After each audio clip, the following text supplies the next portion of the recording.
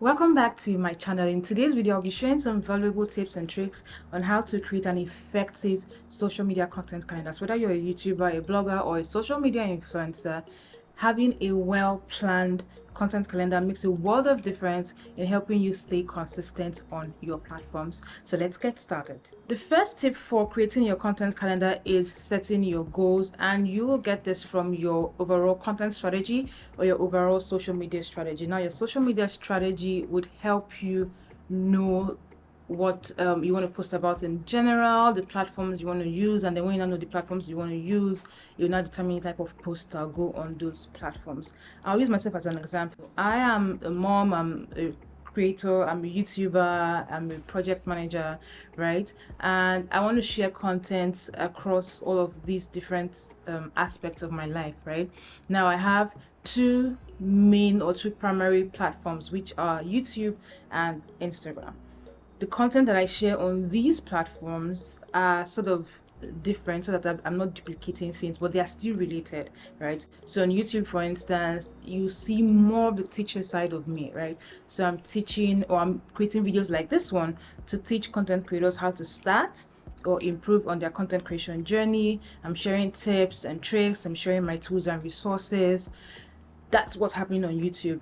On Instagram is a different ballgame. On Instagram is where I go personal, right? So it's more of like a connection platform for me. So I'm sharing everything about my life as a mom, my life as a creator, my life as a project manager, right? And even within Instagram itself, I have a different strategy for Insta Story. So for Insta Story, for instance, that's where I'll post where I'm cooking, or when I'm making sweet treats for myself and the family, or where I'm asking questions or doing polls, or just generally sharing maybe funny videos or funny posts, or just having fun, right? Instagram is more relaxed. For me, is my more relaxed platform, while YouTube is where I'm teaching and I'm passing information and I'm helping people grow, right? So because I know what my overall content strategy is, I know the platforms that I want to focus on, and I also know the sort of content that will go on these two different platforms. Creating a content calendar will be easy for me. So that's the first thing you need to do. You need to set your goals and determine what platforms you're using, why you're using them, what sort of content to go on them, how frequently will you post, and all of that. That's the very first step, or that's a very important tip for creating your content calendar. The second tip is choosing your content calendar platform, right? And in choosing this, you want to make sure that it is a platform that is easy to use, right? It is a platform that is easily accessible on maybe multiple devices, and it's a platform that allows you to customize to suit your needs, right?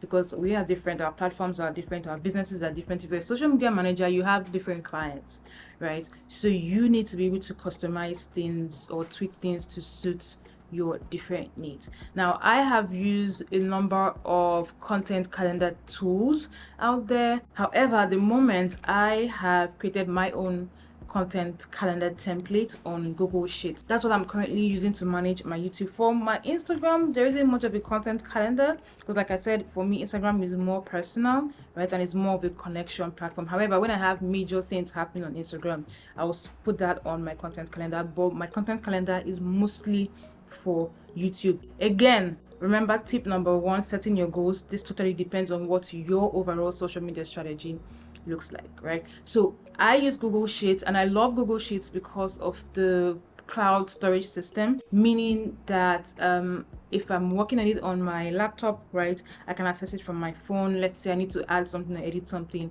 while I'm out, I can access it on my phone. I don't have to carry my laptop everywhere with me. I also love it because I can add people to the sheets, right? Remember when I was a freelance social media manager, sometimes I'll add my client, not sometimes, I'll always add my clients to the sheet so that they can approve the content calendar before I start creating the pieces of content to schedule or to go up on the different days of the month. I could also add a graphic designer to that sheet, right? So that he would see the graphics that I need for the week or for the month, as opposed to, you know, creating with in Microsoft Excel and having to attach the emails, and you have issues maybe attaching the wrong one, or not attaching at all, or attaching the wrong versions, or attachments missing the emails. I just wanted to escape all of that, and so I have stuck with my Google Sheets template. Now, if you can afford other content calendar tools or templates, then go ahead, find the one that suits your needs. If you're interested in getting my template, my content calendar template, I will leave the link in the description for you to check out. It is easy to use. It is totally customizable, right? So that you can use it to suit your different needs, like I've already mentioned. Now, my third tip is to decide what your calendar will look like, right?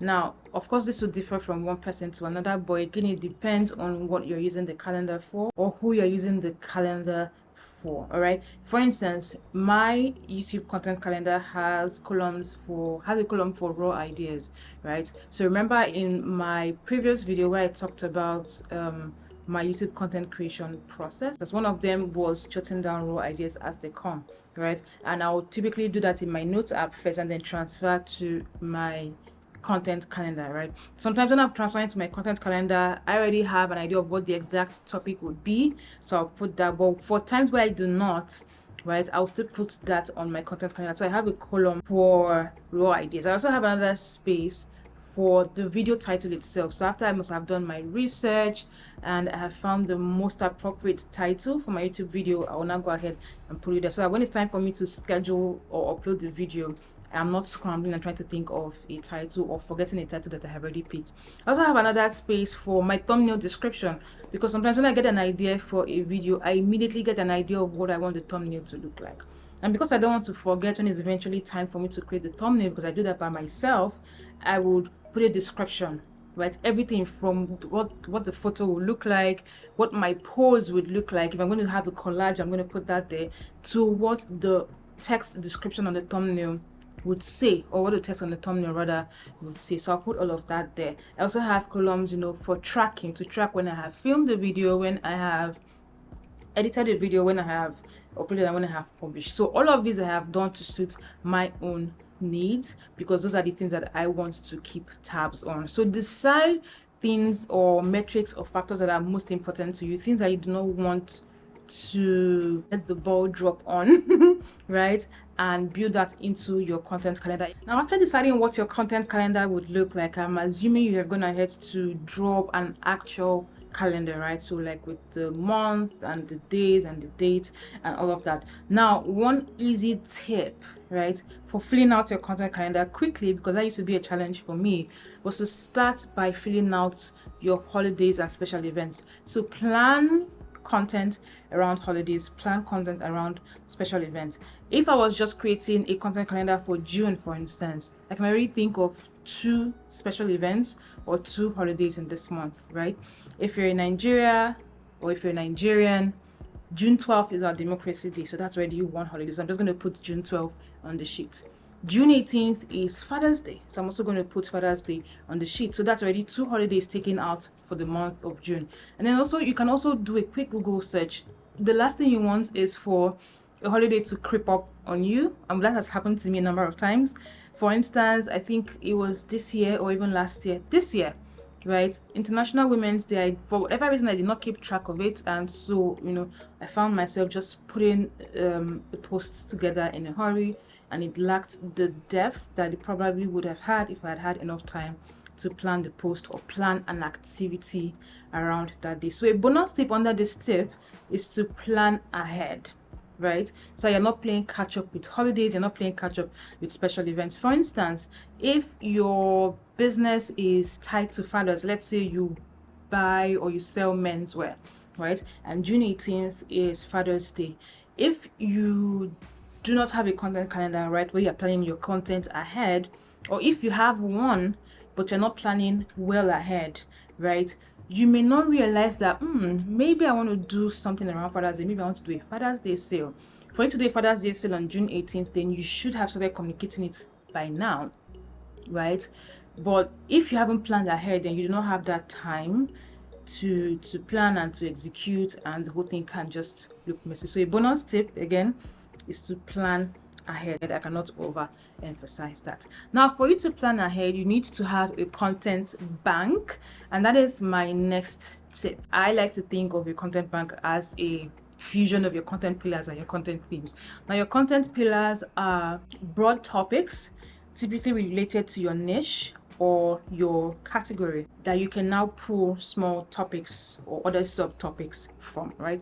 I'm going to use myself as an example again. Remember in the first tip I talked about my social media strategy, right? So you have that in mind, right? So I'm a mom, I'm a YouTuber, I'm a creator, I'm a project manager, all of that, and I want to be sharing content on these different things. So I can say off the top of my head that 3 of my content pillars can be motherhood and parenting, can be content creation tips, can be lifestyle and wellness, right? So those are already 3 or 4 content. I may decide to divide lifestyle and wellness and make lifestyle different or wellness different, however I want to do that, right? But I already have like 3 to 4 content pillars related to my niche. As you can see, all of these topics are directly related to what I do and what I have decided that I want to start posting about. So those are your content pillars. Your content themes are now things like promotional posts, information posts, educating posts, entertaining posts, and connection posts. There are a lot of other themes, but I think these are maybe like the most popular themes, right, for creating your social media content. Now this is important so that you have a good mix of content, right? So that you're not just focusing on one type. Maybe you're just doing entertainment, or laughing posts or memes. When you're not a meme sharing page, or you sell stuff and all your posts are come and buy, come and buy, come and buy, come and buy, come and patronize, right?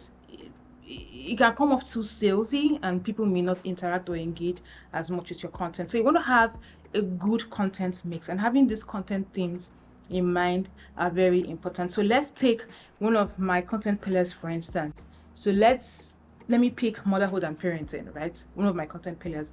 Now looking at this content themes, I can say, on that connection post, let me do behind the scenes on maybe getting Kosi's food ready, that's my daughter's food ready, or feeding her, or motherhood tasks that I perform in my home, or things like that, right? For educating post, still on that motherhood and parenting, I can decide to share tips and resources, my favorite products, right, that have helped me on my motherhood journey.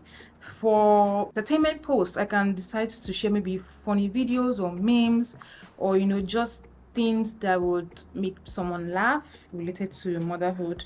Those are just examples of a fusion of your content pillars and content themes to give you a content bucket. And this is important so that you never run out of ideas, so that you have somewhere where you can go to easily bring out content ideas for your content calendar. Now you can decide to have a separate date to populate your content bank, or you can just add ideas as they come, just again so you can have a running list of content ideas, so that when you're creating your next content calendar, maybe for the month of July for instance, you don't spend the whole day trying to think of content ideas to fit into the rows and columns on your content calendar. And there you have it, my top tips and tricks for creating an effective content calendar. I hope you found this video very useful. If you did, let me know by giving this video a thumbs up and by leaving a comment for me in the comment section. If you're not yet subscribed to the channel, make sure you hit the subscribe button so that you can keep getting videos like this